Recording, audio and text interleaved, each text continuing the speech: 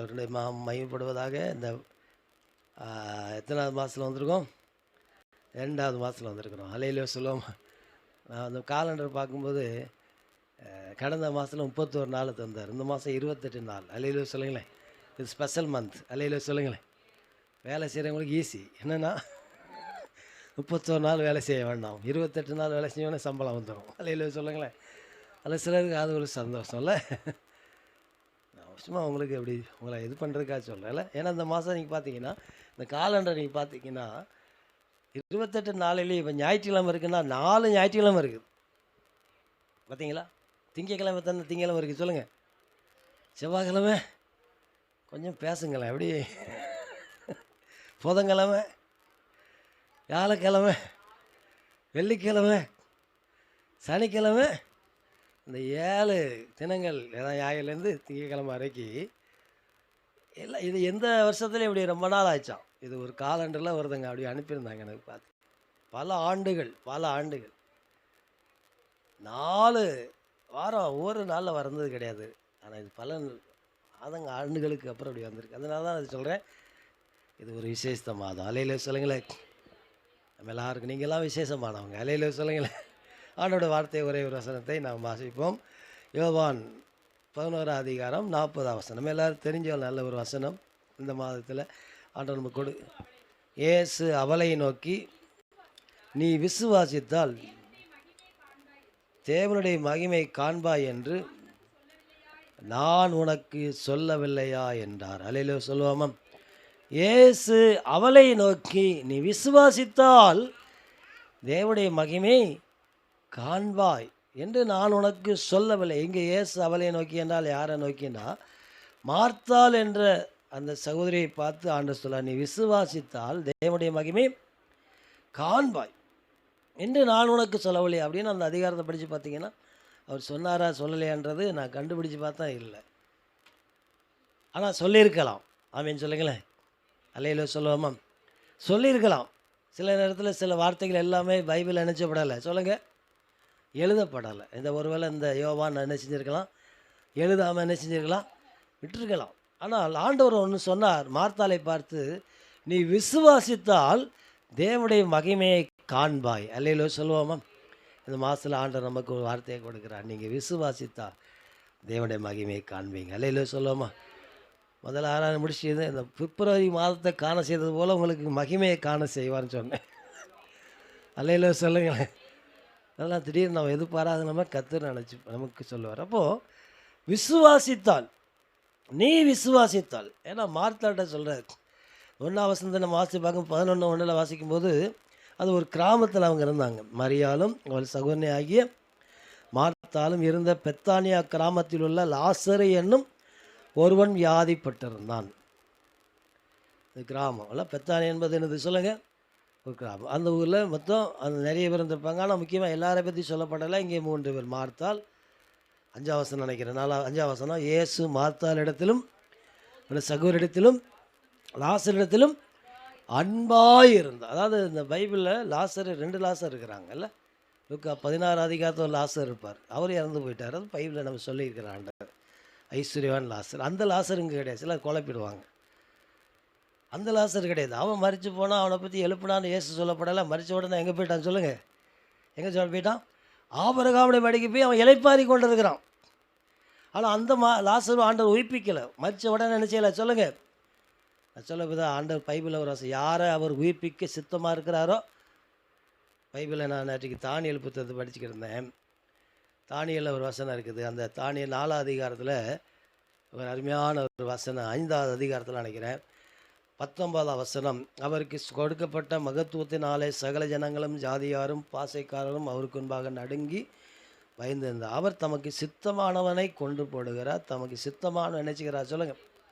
தமக்கு சித்தமானவனை உயர்த்துவார். தமக்கு சித்தமானவனை, ஆமாம், சிலரை ஆண்டவர் நினைச்சிறாரு. சில நேரங்களில் சிலரை உயர்த்துறாரு. ஆமீன் சொல்லுங்களேன்.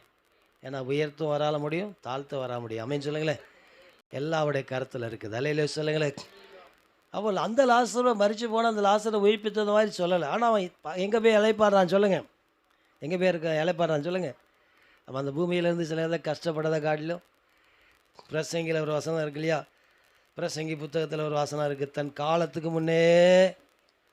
அப்படி இல்லை, அது ஒரு வசனம் இருக்குது. இன்னொரு வசனத்தில் என்ன இருக்குன்னா, பூமியில் இருக்கிறதை காட்டிலும் காலத்துக்கு முன்னே மரிக்கிறவர்கள் பாக்கியவான்கள் என்று நாம் பிரசங்கியில் ஒரு வாசிமா 4:1 வாசிக்கிறோம். இதற்கு பின்பு சூரியனுக்கு அதாவது 2வது வசனம், ஆதலால் இன்னும் உயிரோடு பிழைக்கிறவர்களை பார்க்கிலும் முன்னமே காலமே சென்று மறிக்கிறவளையே பாக்கியவான் என்று எண்ணுகிறேன். அல்லேலூயா சொல்லுங்களேன். ஏன்னா மேலே உள்ள வசனம் பூமியில் படுகிற கொடுமை இருக்குதுல்ல, இல்லை பூமியில் நான் சூரியன் கீழே செய்யப்படும் கொடுமைகளை சிந்தித்து பார்த்து இதோ ஒடுக்கப்படுவடைய கண்ணீரை கண்டேன். சில நேரங்களில் ஒடுக்கப்படுறோம், கண்ணீர் விடுறோம், தேற்ற யாரும் கிடையாது. அவருடைய பட்சத்தில் பலன் தான் அவருக்கு தேற்றுவார். அதனால தான் அவர் சொல்கிறார், இந்த புலம்பெயர்ல சாலமன் சொல்கிறாரு, பூமியில் உயிரோடு இருக்கலை பார்க்கலாம் முன்னமே காலம் சென்று மரித்தவர்கள் நமக்கு முன்னால் போனவங்க பாக்கியவான்கள். அல்லேலூயா சொல்லுங்களேன். அல்லேலூயா சொல்லுவோமா. நம்ம தான் அந்த பூமியில் கொடுமை, உபத்திரம், பாடுகள், வியாதிகள், கஷ்டங்கள் என்ன செய்கிறோம். சிலர் சகிக்க முடியல, ஆனால் நம்ம சகிச்சுக்கிட்டுருக்கோம். ஆனால் இதை காட்டிலும் கிறிஸ்துவுக்குள் மரிக்கிறவர்கள், அதை காட்டிலும் அந்த வசனம் ரொம்ப முக்கியமானது. இது பொதுவாக சொல்லப்பட்டிருக்குது, இந்த பூமியில் கொடுமை. ஆனால் கிறிஸ்துவுக்களை மறிச்சுட்டு அங்கே போனால் அங்கே ப்ரமோஷன். நிலையிலே சொல்லுவோமா. நான் சில டெத்து வீட்டு போனோம், மரணமென்ற வரிசையில் நம்ம எல்லாம் நிற்கிறோம். அலையில சொல்லுங்களேன். ஏன்னா அந்த டெட்டுக்கு முன்னால் இவங்க முன்னால் போயிட்டாங்க, அடுத்த யார் நிற்கிறாங்கன்னு தெரியல. ட்ரெயினில் டிக்கெட் ரிசர்வேஷன் பண்ணுவாங்க. நான் அடுத்த மாதம் இந்த மாதம் 10ஆம் தேதி ராமேஸ்வரத்துக்கு ஒரு பாசுடைய மகன் கல்யாணத்துக்கு போகிறேன். எங்களுக்கு கன்ஃபார்ம் ஆயிடுச்சு. சிலருக்கு ஆர்ஐசியில் இருக்கும், சிலருக்கு வெயிட்டிங் லிஸ்ட்டில் இருக்கும். அல்ல, காலத்துக்கு முன்னே போனவங்க பாக்கியவான்கள். இங்கே பூமியில் கொடுமை அநியாயம் இருக்குது, நியாயம்னு அதுக்கு நியாயத்துக்கு சரியான இது கிடைக்கல. அதனால தான் பிரசங்கி சொல்கிறாரு, காலத்துக்கு முன்னே மரித்தவர்கள் பாக்கியம். ஆனால் லாசரு மரித்து போனான், அந்த லாசரு. ஆனால் ஆண்டவர் அவனை உயிரோடு எழுப்பலை. ஆனால் அவன் என்ன செய்தான், ஆண்டோடைய ஆபிரகாம் மடியில் இளைப்பாரிக்கணும். ஆனால் இங்கே யோவான் 11ஆம் அதிகாரத்தில் இயேசுவை நேசித்த குடும்பம், மரியாள், மார்த்தாள், சொல்லுங்கள், லாசரு, அவங்க மேலே இயேசு எப்படி இருந்தாரா சொல்லுங்கள், அன்பாக இருந்தார். இன்றைக்கி ஆண்டவர் மேலெல்லாம் அன்பாக இருக்கிறார். எத்தனை பேர் ஆமேன்னு சொல்கிறீங்க. அல்லேலூயா சொல்லுவோமா. தேவன் தாம் நேசிக்கிற எந்த புத்திரரை நேசிக்கிறார் சொல்லுங்கள், சிட்சிக்கிறார். நம்ம மேலே அன்பாக இருக்கிறார். இன்றைக்கி கர்த்தருடைய பந்தி இருக்குது. இதை நம்ம என்ன நினைக்கிறோம், நம்ம மேலே ஆண்டவர் அன்பாக இருக்கிறார்.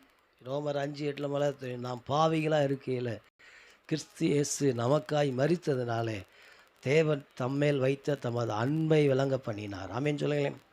5ஆம் அதிகாரத்தில் வாசிக்கும் பாவிகளாக இருக்கையிலன்னு வாசிக்கிறோம். இன்னொரு இடத்துல சத்துருக்களாக, நம் தேவனுடைய சத்துருக்களாக இருக்கலன்னு சொல்லி வாசிக்கிறோம். இன்னும் ஒரு வார்த்தை இருக்குது. அப்படி நம்ம தேவனுக்கு பிரியமில்லாதவளாக இருக்கும்போது நம்ம மேலே ஆண்டவர் என்ன செஞ்சார், நாம் பாவிகளாக இருக்கீங்க, அப்படி தானே. நாம் பாவிகளாக இருக்கல கிறிஸ்து நம்ம மேலே வைத்த மரித்ததினாலே நம்ம மேல் வைத்த தமது அன்பை என்ன செய்தார். யாராவது பாவிகள் மேலே யாராவது அன்பு செலுத்துவாங்க. வீட்டில் ஒரு நிறைய ஒரு 2-3 பிள்ளைகளை, ஒரு பிள்ளை சுத்தமாக கீழ்ப்படியே இல்லை, ரொம்ப மோசம் பண்ணிகிட்டே இருக்காங்கன்னா உங்களுக்கே அவங்க பிள்ளைகளை வெறுக்கக்கூடிய நிலைமை வந்துடுது இல்லை, நேசிக்க முடியாமல் போயிடும். ஆனால் ஆண்டவர் அப்படி இல்லை, பாவிகளை நேசிக்கிறார். அல்லேலூயா சொல்லுங்களேன். அதான் 1 தீமோத்தேயு 1:15 பவுல் சொல்லுவார், பாவிகளை ரட்சிக்க கிறிஸ்து இயேசு உலகத்தில் வந்தார் என்ற வார்த்தை உண்மையை எல்லா அங்கீகரிப்புக்கு பாத்திரமார், அவர்களில் பிரதான பாவி நான் சொல்லுவார்ல. ஏன்னா அதுக்கு முன்னால் அவர் சொல்லுவார், நான் கொடுமை செய்தேன், சபையை துன்பப்படுத்தினேன், அநியாயமாக நடந்தேன், அவிசுவாசமாக இருந்தேன் அப்படின்லாம் சொல்லுவார். அப்படிப்பட்டவனை ஆண்டவர் ரட்சித்தனால தான் சொல்ல, அவர்களில் பிரதான பாவி இதோட சொல்ல, தேவனுடைய சபையை துன்பப்படுத்தினால நான் தேவனுடைய ஊழியக்காரன் சொல்லுவதுக்கு நான் என்ன கிடையாது சொல்லுங்கள், அல்ல தகுதி உள்ளவன் அல்ல, பாத்திரவான் அல்லன்னு சொல்லுவார். ஆனால் அப்படிப்பட்ட பாவிகளை ஆண்டவர் ரட்சித்திருக்கார். ஆண்டவர் மேலே அன்பு வச்சிருக்கிறார். மார்த்தாள் மரியாள் லாசரு மேலே இயேசு என்ன செய்தார் சொல்லுங்கள், அன்பாக இருந்தார். இன்றைக்கி நம்ம மேலே ஆண்டவர் அன்பாக இருக்கிறார். எத்தனை பேர் ராமேன்னு சொல்கிறீங்க. ஏதோ திடீரென்று அன்பு கூர்ந்ததில்லை. நம்ம எனக்கே ரசிக்கப்பட்டேன், எனக்கு நான் 90 ரசிக்கப்பட்டேன், 95 ரசிக்கப்பட்டேன், 2000 இதை தான் நம்ம இயேசு அன்றைக்கி தான் நேசிக்க ஆரம்பித்தோம். ஆனால் இயேசு 1 யோவானில் வாசிக்கும் போது அவர் முந்தி நம்ம இடத்துல அன்பு கூர்ந்தார். ஆமீன் சொல்லுங்களேன். நம்ம அவரை நேசிக்கிறதுக்கு முன்னாலே அவர் மேலே அன்பாக இருந்தார். யோவான் 3:14 மாதிரி தெரியும், தேவன் தம்முடைய ஒரே பேரான குமாரனை விசுவாசிக்கிறவன் எவனோ அவன் கெட்டு போகாமல் நித்திய ஜீவன் அடையும்படி அவரை தந்தள்ளி இவ்வளவாய் உலகத்தில் அன்பு கூர்ந்தார். நம்மளாம் கெட்டு போகக்கூடாது இல்லை. ஒரு ஆடு காணாமல் போச்சுன்னா கூட அந்த ஆடுக்காக 99 ஆடை விட்டுட்டு என்ன பண்ணாராம் சொல்லுங்கள். யோசிச்சு பார்த்தீங்களா? பைபிளை படிக்கிறோம் இல்லை இல்லை, எத்தனை ஆடு போயிடுச்சு சொல்லுங்கள். சரி, 99 ஆடு முக்கியமாக ஒரு ஆடு முக்கியமாக சொல்லுங்கள். ஆனால் அவன் மேய்ப்பன் என்ன பண்ணுறாரு, ஒரு ஆடு போனால் கூட அந்த ஆடை போய் தேடி போனார் பாருங்கள். 2 மகன், ஒரு மகன் வீட்டில் இருக்கிறான், இன்னொரு மகன் அப்பா விட்டு தூரம் போயிட்டு என்ன பண்ணிட்டான், துன்மார்க்கமாக ஜீவித்து பணத்தை செலவு பண்ணி வாழ்க்கையில் ரொம்ப நொந்து போய் திரும்ப மனம் திரும்பி வரான்ல. மனம் திரும்பி வரும்போது அந்த மகன் அந்த தகப்பன் தூரத்தில் கண்டு, அல்லேலூயா சொல்லுங்களேன், அல்லேலூயா, தூரத்தில் கண்டு. ஏன்னா அப்படின்னா கண் போனவொடனே வந்த உடனே கட்டி பிடிச்சி அவன் நினச்சிக்கிறான் சொல்லுங்கள். என்ன பண்ணானோ சொல்லுங்கள். ஏன்னா யூதர்களுடைய பாரம்பரியம் என்னென்னா, ஒரு தகப்பனுக்கு ஒரு மனுஷன் கீழ்ப்படியாமல் போனால் லேவியராமல் உபாதத்தில் வாசிக்க அவனை கட்டி பிடிச்சி என்ன சொல்லுங்கள், அடித்து கல்லறிஞ்சு கொல்லணும். அதுதான் நியாயப்பிரமாண சட்டம். ஏன்னா இவன் மகன் வரான்னு தெரிஞ்ச உடனே மற்ற ஊருக்காரன் என்ன பண்ணிவிடுவான் சொல்லுங்கள். ஊரெல்லாம் கெடுத்துட்டு நிறைய தப்பு பண்ணிட்டு போனவனே இவனை வைக்கக்கூடாதுன்னு சொல்லி கல்லறிஞ்சு கொல்ல நினைக்கிறதுக்கு முன்னால் தகப்பன் செய்கிறான் தூரத்தை. நான் புரியுதா? அது அன்பை பார்த்தீங்களா? அல்லேலூயா சொல்லுங்களேன், அல்லேலூயா. நம்ம மேலே அன்பு வைத்திருக்கிறான். இப்படிப்பட்ட அன்பு வைத்த குடும்பத்தில் லாசருடைய வாழ்க்கையில் இவங்க நினச்சி பார்க்கல, வியாதியாக இருக்கிறான்னு சொல்லி ஆள் அனுப்புனாங்களாம். என்ன செஞ்சாங்களாம் சொல்லுங்கள். இன்றைக்காவது நம்ம எஸ்எம்எஸ் அனுப்புகிறோம், வாட்ஸ்அப் அனுப்புகிறோம் இல்லை இல்லை, அப்படி தானே? வாட்ஸ்அப்பில் என்ன செய்கிறோம், உடம்பு சரியில்லை சிக்காக இருக்காங்க, நம்ம என்ன செய்கிறோம் ஃபோனில் சொல்லிடுறோம். ஆனால் அந்த காலத்தில் ஃபோன்லாம் இல்லைல்ல, இருக்கா? இருந்திருக்குமா? யோசிச்சு பாருங்கள். நான் சின்ன பிள்ளையாக இருக்கும்போதெல்லாம் ஃபோனெல்லாம் எனக்கு தெரியலை. பிஎஸ்என்எல் அப்படி எங்கன்னா ஒரு இடத்துல எங்கேனாவது ஊரில் இருக்கோம்ல, ஃபுல்லாக ஏதாவது அந்த காலத்து தந்தி தான் அனுப்புவாங்க. முடியாதுன்னு ஆளு அனுப்புவாங்கல்ல, அந்த மாதிரி ஆள் அனுப்பிட்டாங்க. ரொம்ப வியாதியாக இருக்கிறான், நீ நேசிக்கிறவர் எப்படி இருக்கிறார் சொல்லுங்கள். ஆனால் இயேசுனார் உடனே வரல.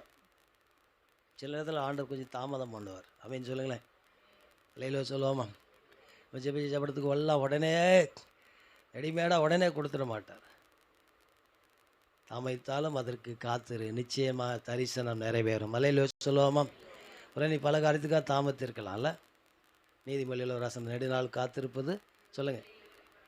ரொம்ப நாளுக்கு சில காரியத்துக்காக காத்திருந்து எமையாலச்சு வேணால் ஒரு நாள் வரும். அலையில சொல்லுங்களேன், அதுதான் விசுவாசம். அலையில சொல்லுங்களேன், அதுதான் விசுவாசம். அலையில சொல்லுவோமா, ஒரு நாள் வரும், கர்த்தர் செய்வார். இப்போ இவங்க காத்திருந்துப்பாங்க, இயேசு வருவார்னு பார்த்தாங்க, இயேசு வரலை, ரொம்ப நாள் ஆச்சு. அதுக்குள்ளே தம்பி இறந்துட்டார். என்ன பண்ணிட்டாரு லாசர்? என்ன பண்ணிட்டாரு, மரித்து போயிட்டார்.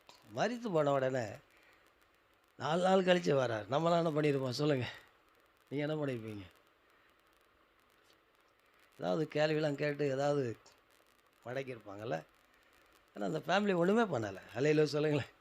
இயேசு வருகிறான்னு சொன்னால் மார்த்தால் எரிஞ்சு ஓடுறான். யார் வரா சொல்லுங்கள்.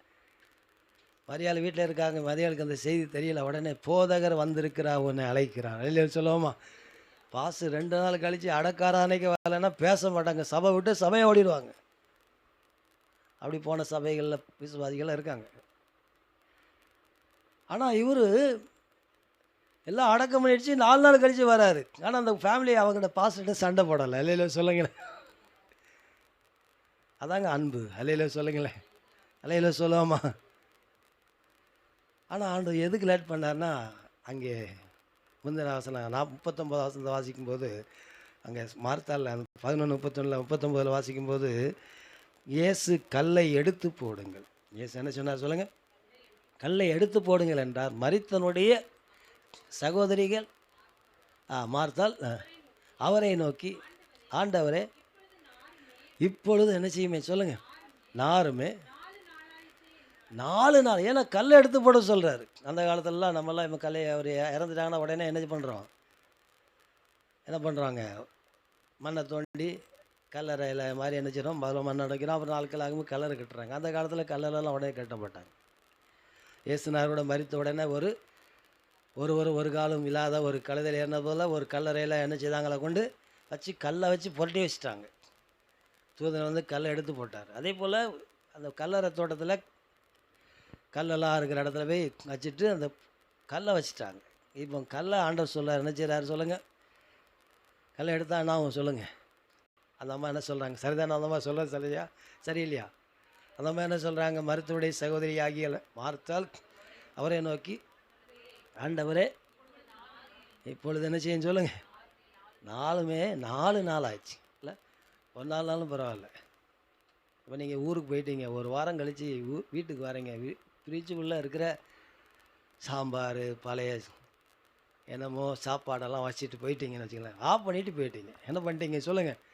கரண்ட்டு ஃபுல் அதிகமாகிட்டுன்னு சொல்லிட்டு நீங்கள் திடீர்னு லைட் ஆஃப் பண்ணுறவங்க திடீர்னு என்ன பண்ணிட்டீங்க சொல்லுங்கள்? எதை ஆஃப் பண்ணிட்டீங்க? மெயின் சுவிட்சு ஆஃப் பண்ணிட்டீங்க. இப்போ 4 நாள் ஒரு வாரம் கழித்து வாரீங்கன்னு வச்சிங்களேன். இப்போ நீங்கள் ஃப்ரிட்ஜை திறந்தா என்ன வரும் சொல்லுங்கள்? பயங்கர நாற்றம். அது சாப்பாடு விஷயமான நாற்றம். ஆனால் இது எப்படிப்பட்ட நாற்றம் சொல்லுங்கள்? இந்த அம்மா சொல்கிறது நியாயம் இல்லையா? கரெக்டு தானே? மறிச்சு எத்தனை நாள் ஆச்சு? 4 நாள் ஆச்சு. தான் சகோதரன் தானே, சரி நாருமேனு கூட அப்படி கூட. ஏன்னா மனுஷன் வாழ்க்கை அதுதான். அல்லையில சொல்லுங்களேன். அது அண்ணனாக இருந்தாலும் அக்காவாக இருந்தாலும் தங்கச்சியாக இருந்தாலும் அதுதான் மனுஷ வாழ்க்கை. எல்லாம் புரியுதா உங்களுக்கு? இருக்கிற வரைக்கும் தான் அப்படின்வாங்க. அப்புறம் என்ன பண்ணுவாங்க சொல்லுங்கள்? பாடி எப்போ எடுக்கிறாங்க? பேர் கூட சொல்ல மாட்டாங்க. என்ன பண்ணுவாங்க சொல்லுங்கள்? நான் சொல்கிறதுலாம் உண்மையா இல்லையா? 4 நாள் ஆயிடுச்சு. அப்போ தான் ஏசுனார் மார்த்தாட்ட சொல்லார், ஏசு அவளை நோக்கி. ஆமேன்னு சொல்லுங்களேன். ஏசு யாரை நோக்கி? மார்த்தாளை நோக்கி. அல்லேலூயா சொல்லுவோமா? நீ விசுவாசித்தால். அல்லேலூயா சொல்லுங்களேன். இன்றைக்கி காலை வேளையில் ஆண்டு நீ விசுவாசி. தனிப்பட்ட நம்ம ஒவ்வொருவரையும் விசுவாசிக்கணும். அல்லேலூயா சொல்லுங்களேன். உனக்கு ஒரு அற்புதம் வேணால் நீ தான் விசுவாசிக்கணும். அல்லேலூயா சொல்லுங்களேன். உனக்கு ஒரு நன்மை வேணால் நீ தான் விசுவாசிக்கணும். யாரை எனக்கு ஜெபம் பண்ணுவாங்க அற்புதம் நடக்க நினைக்கிறது ஒரு பக்கம் இருந்தாலும், மற்றவங்களுடைய விசுவாசத்தை காட்டிலும் 4 பேர் தூக்கிட்டு வந்தாங்க, ஓகே தான். ஆண்டவர் அவங்க விசுவாசம் பார்த்து சுகமாக்கினார், அற்புதம் தான். ஆனால் இந்த இடத்துல உன் வாழ்க்கையில் ஒரு அற்புதம் நடக்கணும்னா ஆண்டவர் சொல்ல, நீ விசுவாசித்தால் தேவனுடைய மகிமையை காண்பாய். இந்த மாதத்தில் ஆண்டவர் சொல்ல, நீ விசுவாசித்தால் தேவனுடைய மகிமை. ஏன்னா மார்த்தாள் விசுவாசிக்கலையா? ஆனால் விசுவாசித்த என்ன விசுவாசித்தான்னா 27ஆம் வசனத்தை நம்ம வாசிக்கும்போது, அதற்கு அவள், ஆம் ஆண்டவரே, நீ உலகத்திலிருந்து வருகிறவராகிய தேவகுமாரனாகிய கிறிஸ்து என்று அவள் விசுவாசித்த. என்ன விசுவாசித்தா? இயேசு கிறிஸ்து உலகத்துக்கு வருகிற ஒரு மெய்யான கிறிஸ்து. அவர் தான் மெய்யான தேவன். தேவன் ஒரு என்ன செய்வார்? ஏசாயால சொன்னது போல் என்ன நமக்கு ஒரு குமாரன் பிறப்பார், பாலகன் பிறப்பார்னெல்லாம் சொல்லப்பட்ட தேவகுமாரன் வருவார் என்று அன்றைக்கு யூதர்கள் எதிர்பார்த்தார்கள். அதை நினச்சி அதை விசுவாசித்தார். இயேசுதான் உலகத்துக்கு வருகிறவர், இயேசுதான் உலகத்தின் தெய்வம் இரட்சகர்னு விசுவாசித்தா. ஆனால் அந்த விசுவாசத்தை இங்கே இயேசு சொல்லலை. நான் சொல்ல புரியுதா? நாம் இயேசுதான் தெய்வம் என்று விசுவாசிக்கிறோம். அல்லேலூயா சொல்லுங்களேன். யாக்கோபு பிசாசுகளோட தேவன் ஒரு உருண்டன் நினைச்சது சொல்லுங்கள், விசுவாசித்து நடுங்குகின்றன்னு வாசிக்கிறோம். இந்த விசுவாசம் அல்ல, இது எல்லாரும் இயேசு விசுவாசிக்கணும். இயேசுதான் தேவன், கர்த்தரோ மெய்யான தெய்வம் என்று எரேமியா 10:10 வாசிக்கிறோம். அப்படியே தானே? கர்த்தரோ மெய்யான தெய்வம், அப்புறம் அவர் நித்திய, கர்த்தரோ மெய்யான தெய்வம், அவர் ஜீவனுள்ள தெய்வம், நித்திய ராஜா என்று வாசிக்கிறோம். இதை நம்ம விசுவாசம், இயேசுனார் தான் மெய்யான தெய்வம் என்று நம்ம விசுவாசிக்கிறோம். ஆனால் இங்கே சொல்லுகிற விசுவாசம் எதற்கென்றால், அவருடைய வாழ்க்கையில் ஒரு அற்புதம் நடப்பதற்கு இயேசு சொன்னார். இந்த விசுவாசம் பொதுவாக நம்ம ஆண்டவர் விசுவாசிக்கிறோம். ஆனால் இது என்ன விசுவாசம்னா, அவருடைய ஒரு தேவைகள் சந்திக்கப்பட வேண்டுமே ஆனால், அவருடைய வாழ்க்கையில் ஒரு அற்புதம் நடக்க வேண்டுமே ஆனால், நீ விசுவாசித்த அந்த தேவனுடைய மகிமையை காண்பாய். அல்லேலூயா சொல்லுங்களேன். இந்த மாதத்தில் அப்படி நம்ம ஆண்டவரை பொதுவாக விசுவாசிக்கிறோம். ஆனால் நமக்கு ஒரு நன்மை வேண்டும், ஒரு அற்புதம் வேண்டும், குடும்பத்தில் ஒரு நன்மையான காரியம் நடக்க வேண்டுமென்றால் நீ விசுவாசிக்க வேண்டும் என்று ஆண்டவர் சொல்லுகிறார். ஆமென் சொல்லுவோமா? கிறிஸ்தவத்தில் சில முக்கியமான அடிப்படை உபதேசங்கள் இல்லையென்றால் அஸ்திவாரங்கள் என்ன என்று சொன்னால், மனம் திரும்புதல், ஞானஸ்தானம், பரிசுத்த ஆவியின் அபிஷேகம், இதெல்லாம் முக்கியமானது. அதில் விசுவாசம். எபிரேயர் 6:1 வசனத்தை வாசித்து பார்க்கும்போது வாசிங்க. 6:1 வாசிங்க. எபிரேயர் 6:1 வாசிப்போம். ஆகையால் கிறிஸ்துவை பற்றி சொல்லிய மூலோபதேச வசனங்களை நாம் விட்டு செத்த கிரியைகளுக்கு நீங்களாகும் மனம் திரும்புதல் தேவன் பேர் வைக்கும். அப்போ நமக்கு முக்கியமான சில அஸ்திவார உபதேசங்கள், மூல உபதேசங்கள், அவைகளில் ஒன்று நம்ம மனம் திரும்ப வேண்டும். அல்லேலூயா சொல்லுங்களேன். அல்லேலூயா. மனம் திரும்புதல் தேவன் மேல வைக்கும் விசுவாசம். யார் மேலே வைக்கிற விசுவாசம் சொல்லுங்கள்? இந்த அஸ்திபாரம் ஸ்ட்ராங்காக இருந்தால் என்ன செஞ்சிடலாம் சொல்லுங்கள்? சில கட்டடங்கள்லாம் பெரிய பெரிய கட்டடங்களாக கட்டுறாங்கல்ல, இல்லை எங்கள் பக்கத்தில் செண்டு கம்பெனி அங்கே இப்போ பெரிய கட்டடம் கட்டிக்கிட்டு இருக்காங்க. ஒரு காலேஜ் வரப்போகுது. அப்போ அந்த கட்டடம் கட்டுவதற்கு அவங்க அஸ்திபாரத்தை என்ன பண்ணுறாங்க சொல்லுங்கள்? என்ன பண்ணுறாங்க? நல்லா ஸ்ட்ராங்காக போடுறாங்க. அலையிலோ சொல்லுவோமா? அலையிலோ சொல்லுவோமா? அஸ்திபாரத்தை நல்லா உறுதியாக போடுறாங்க. அந்த அஸ்திபாரம் உறுதியாக போடுறதுனால மேலே கட்டடங்களை கட்டிக்கொண்டே இருக்கலாம். கிறிஸ்துவ உலகத்தில் இந்த அஸ்திபார உபதேசங்கள் முக்கியம். நீங்கள் அனைவருடைய கட்டடங்கள் ஆடுகிறது போல் சின்ன பிரச்சனைகள் போராட்டம் வரும்போது அஸ்திபாரங்கள் அசைகிறதே என்று வாசிக்கிறது போல் அனைவருடைய வாழ்க்கையில் நிலைச்சி நிற்க முடியாதபடி போகிறாங்க. ஏன்னா அஸ்திபாரம் சரியில்லை. முதலாவது மனம் திரும்பல் வேண்டும். மலையில சொல்லுங்களேன். ரெண்டாவது விசுவாசம், தேவன் மேல் வைக்கும் விசுவாசம். அஸ்திபாரம் ரொம்ப முக்கியம். அன்றைக்கி நாங்கள் முன்னால் இந்த டாக்டர் அம்மா ஒரு அம்மா அவங்க பையனுக்கு கல்யாணத்துக்கு நாங்கள் போயிருந்தோம். அப்புறம் ஒரு சில தம்பிமார்கள்லாம் எங்கள்கிட்ட சண்டே கிளாஸ் படித்த தம்பிமாரெலாம் இருந்தாங்க. அங்கெல்லாம் பேசிக்கிட்டே இருந்தாங்க. அவர் சாம்பதில் தச்சலாக இருந்தால் வந்திருந்தார். எங்களை சண்டே கிளாஸ் அவர் சொன்னார், அந்த பையங்க சொன்னாங்க, தம்பி பிரபாகரன் அங்கிள் சண்டே கிளாஸ் அன்னைக்கு அவர் போட்ட அந்த உபதேசத்தில் தான் இன்றைக்கி நாங்கள் எவ்வளோ பிரச்சனை சபையில் நின்றாலும் நான் நிலச்சி நிற்கிறேன்னார். அலையில சொல்லுவோமா? அலையில சொல்லுவோமா? அப்போ இந்த அஸ்திவாரம் ரொம்ப முக்கியம். அது உதாரணத்துக்கு நான் சொன்னேன், இதை நான் காலையில் சொல்ல ஏதோ சொல்ல முடியும் தோணுச்சு. அப்போ அஸ்திவாரம் என்னது சொல்லுங்கள்? அதாவது மனம் திரும்பல். அலையில சொல்லுங்களேன். ரெண்டாவது தேவன் பேர் வைக்கிற என்னது? ஆண்டவர் மேலே வைக்கிற விசுவாசம். இந்த அஸ்திபாரம் ஒழுங்காக இருக்கும். அதெல்லாம் ஆண்டவர் சொல்கிறார், நீ விசுவாசித்தால் தேவனுடைய மகிமையை காண்பா என்று ஆண்டவர் சொல்லுகிறார்ல.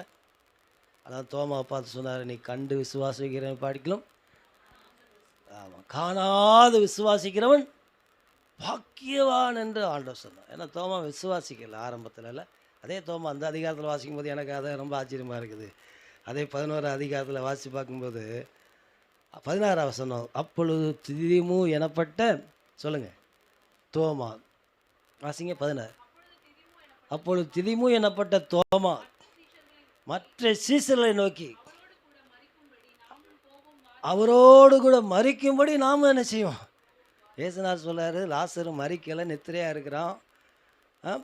லாசரு அப்புறம் வெளிப்படையாக சொன்ன லாசரு மறிச்சு போனான்னு 14 வசனத்தில் சொன்னார். இப்போல்லாம் கேட்டுட்டு உடனே நாம் அவரோடு என்ன செய்வோம் சொல்லுங்கள்? சொல்ல புரியுது என்ன சொல்கிறாரு? நானும் அவரோடு கூட அந்த அந்த அவன் மறிக்கிறது கூட ஆயத்தமாக இருந்திருக்கிற ஒரு காலத்தில் இல்லை சொல்லுங்களேன். நான் சொன்னேன், அன்னைக்கு செஞ்ச அந்த வார்த்தையை நிறைவேற்றி தான் அவர் தமிழ்நாட்டுக்கு இந்த இந்தியாவுக்கு வந்து அவர் நமக்காக இயேசுவுக்காக இரத்த சாட்சியாக மறித்தார். கைகளை தட்டி அந்த தோமா நம்ம இருக்கிற இடத்துல வந்து மறிச்சார். கரங்களை தட்டி கத்திர மையப்படு தோமா. அல்லேலூயா. அவரோடு மறிப்பதற்கும் நான் போவோம். அன்னைக்கு மறிக்கலை, ஆனால் இரத்த சாட்சியாக மறித்தார். இல்லை ஒரு காலத்தில் அவ்வளோ விசுவாசம். ஆனால் கடைசி நேரத்தில் என்ன பண்ணிட்டார் சொல்லுங்கள்? அவர் கையை விட்டு நான் என்ன பண்ணாலும் நினைச்ச மாட்டேன். அதான் சொன்னை கண்டு காணாது விசுவாசிக்கிறவன் பாக்கியவான் சொன்னார். அருமையான கர்த்தருடைய பிள்ளைகளை விசுவாசிக்க வேண்டும். நீ விசுவாசித்த தேவனுடைய மகிமையை காண்பாய் என்று ஆண்டவர் யோவான் 14:1 சொல்கிறார், உங்கள் இதயம் கலங்காது இருப்பதாக தேவனிடத்தில் என்னிடத்தில் விசுவாசமாயிருங்கள் என்று சொன்னார். அதே 12 வசனம் வாசிக்கிறோம். யோவான் 14:12 வாசிக்கிறோம், மெய்யாகவே மெய்யாகவே நான் உங்களுக்கு சொல்லுகிறேன், நான் என் பிதாவிடத்திற்கு போகிறபடியினால் என்னை விசுவாசிக்கிறவன் நான் செய்கிற கிரிகளை செய்வான், தானும் செய்வான், இவைகளை பார்க்கல என்ன செய்வான் சொல்லுங்கள்? அந்த வசனத்தை படிச்சிருக்கோம் இல்லையா? ஆனால் சொல்ல மெய்யாகவே மெய்யாகவே நான் உங்களுக்கு சொல்லுகிறேன். சில இடத்துல சொல்லுவார் மெய்யாகவே அப்படின்னா மெய்யாகவே மெய்யாகவே அப்படின்னு அழுத்தி சொல்கிறார்ல. என்ன சொன்னார்? நான் பிதாவிடத்துக்கு என்ன செய்கிறேன்? ஏன்னா 3 வருஷம் என் வேலை முடிஞ்சிச்சு, என் வேலை வந்தது, வேலை முடிஞ்சிட்ட உடனே நான் பிதாவிடத்துக்கு நான் போகிறேன். ஆனாலும் அடுத்தால சொல்கிறார், சீசலை பார்த்து சொல்கிறார், என்னை நீங்கள் விசுவாசிச்சிங்கன்னா, என்னை விசுவாசிக்கிறவன் நான் என்னெல்லாம் செய்தனோ அதையும் செய்வீங்க, இதை காட்டிலும் என்ன செய்வீங்க சொல்லுங்கள்? எவ்வளோ நல்ல மனசு பாருங்கள். இந்த அப்பாவை கையை தட்டி கத்திர மையப்படுத்தும். அல்லேலூயா. தன்னுடைய சீசர்கள் தன்னை காட்டிலும் பெரிய யார் அப்படி நினைப்பாங்களா? எந்த குருவாக நினைப்பாங்களா? பார்த்தீங்களா? தன்னுடைய சீசர்கள் தன்னை காட்டிலும் செஞ்சாங்களா செய்யலையா? செஞ்சாங்க. ஆமேன்னு சொல்லுங்களேன். அல்லேலூயா. ஏசுனார் நிறைய அற்புதம் செய்தார். அதில் 2 காரியத்தை நான் அப்படி யோசித்தேன். ஒன்று, 38 வருஷமாக வியாதியோட இருந்தோம்னா ஏசுனார் என்ன செஞ்சார்? அது டாப் இல்லை. எத்தனை வருஷம் சொல்லுங்கள்? 38 வருஷம். ஆனால் நீங்கள் அப்போஸ்தலர் 3ஆம் அதிகாரத்தில் 2ஆம் வசனம் வாசிக்கும்போது தாயின் வயிற்றிலிருந்து சப்பானியாய் பிறந்த ஒருவன் எத்தனை வயசுலேருந்து தான் சொல்லுங்கள்? அவனுக்கு வயிற்றுலேருந்து பிறந்த அந்த யோவானும் பேதரும் அங்கே போய் அற்புதம் செய்கிறாங்க. அவனை குறித்து பைபிள் என்ன சொல்லுதுன்னா 4ஆம் அதிகாரம் 22ஆம் வசனம், அற்புதமாய் வாசிங்க. 4:22 அற்புதமாக சுஸ்தமாக்கப்பட்ட மனுஷன் எத்தனை வயசு நான் சொல்லுங்கள்? 40ன்னா 40க்கு மேலே, மேற்பட 41 வயசு இருக்கும். 40க்கு மேலே வச்சுக்கலாம். 41 42 வருஷமாக தோராயமாக உங்களுக்கு வயசு என்ன? சிலருக்கு இந்த இப்போலாம் டேட் ஆஃப் பர்த்லாம் இப்போ அந்த காலத்தில் கிடையாது. பழைய காலத்தாலாம் சும்மா தோராயமாக போடுங்க. ரேஷன் கார்டில் எழுதுன எத்தனை பேர் போடுங்க, எத்தனை வயசுன்னு போடுங்க. ஒரு 55 வயசு போடுங்க தோராயமாக.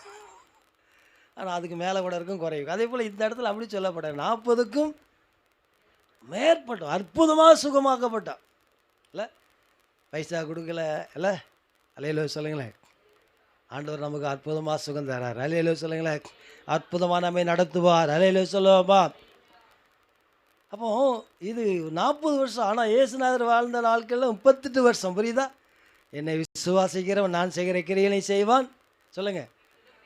அவைகளும் பெரியவைகளை செய்வான்னு சொன்னார். என்ன இடத்துல வாசித்து பார்க்கும்போது இயேசுநாதர் போன இடத்துல அப்படி வஸ்திரத்தின் ஓரத்தை தொட்டு அணைய என்ன செய்தாங்க?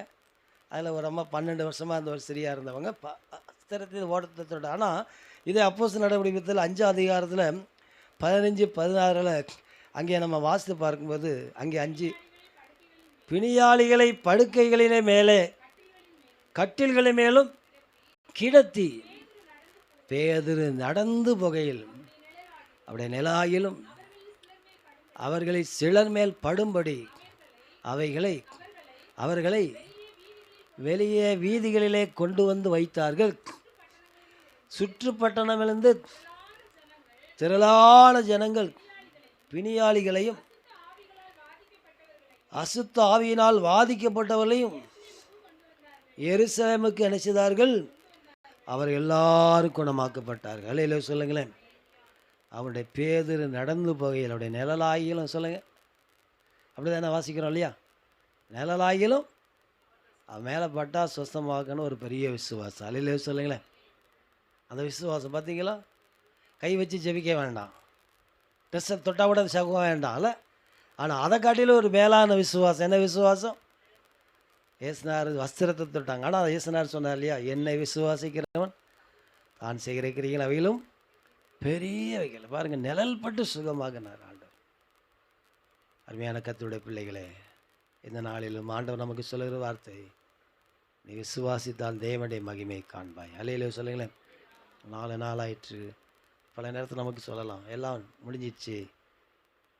ஆனால் ஆண்டவரிடத்தில் விசுவாசிக்கும் போது தேவனிடத்தில் பெரிய காரியங்களை காண கர்த்தர் நமக்கு செய்வார். அல்லேலூயா சொல்லுவோமா? சரி, ஜெபம் பண்ணோமா? ஜெபம் பண்ணோம். அல்லேலூயா. அப்படி கர்த்தருடைய பந்தி நேரம் ஆயிடுச்சு. இப்படி சின்ன ஜெபம் பண்ணிவிடுவோம். ஒரு பாட்டு பாட இப்போ வேண்டாம். ஜெபம். நல்ல ஆண்டவரே, இந்த நல்ல வார்த்தைக்காய் கரங்களை உயர்த்தி கர்த்தரை ஸ்தோத்திரிப்போமா? அல்லேலூயா. ஆண்டவர் இந்த மாதத்தில் பெரிய காரியங்களை அல்லேலூயா ஸ்தோத்திரம் காண்பா என்று சொன்னார். புதிய ஒரு மாதத்தை காண செய்த ஆண்டவர். சொல்லுங்கள். ஆண்டவரே, இந்த பிப்ரவரி மாதத்தை காண செய்த ஆண்டவர், நாங்கள் தேவ மகிமையை காணணும். சொல்லுங்கள். துன்மார்க்கருக்கு வரும் பலனை காண்பாய். ஹல்லேலூயா. யோவான் 1:50 ஆண்டு சொல்லியிருக்கிறார், இவைகளிலும் பெரிதானவைகளை காண்பாய். சொல்லுங்கள். ஹல்லேலூயா. ஆண்டவரை எங்களை ஒப்பு கொடுக்குறோம்ப்பா. விசுவாசிக்க உதவி செய்யுங்க. அவிசுவாசம் விலகும்படிக்கு ஜெபம் பண்ணோமா? எங்களுக்கு அவிசுவாசம் சந்தேகங்கள் எல்லாம் வெளியே போகட்டப்பா. ஆண்டவர் சேவான் விசுவாசம் நிறைந்தவனாக இருந்தது போல சொல்லுங்களேன். விசுவாசத்தில் வல்லமையில் நிறைந்தவனாக இருந்தது போல எங்களை அப்படியாக மாற்றும்படிக்கு ஒப்பு கொடுத்து ஜெபிக்கிறோம். அல்லேலூயா.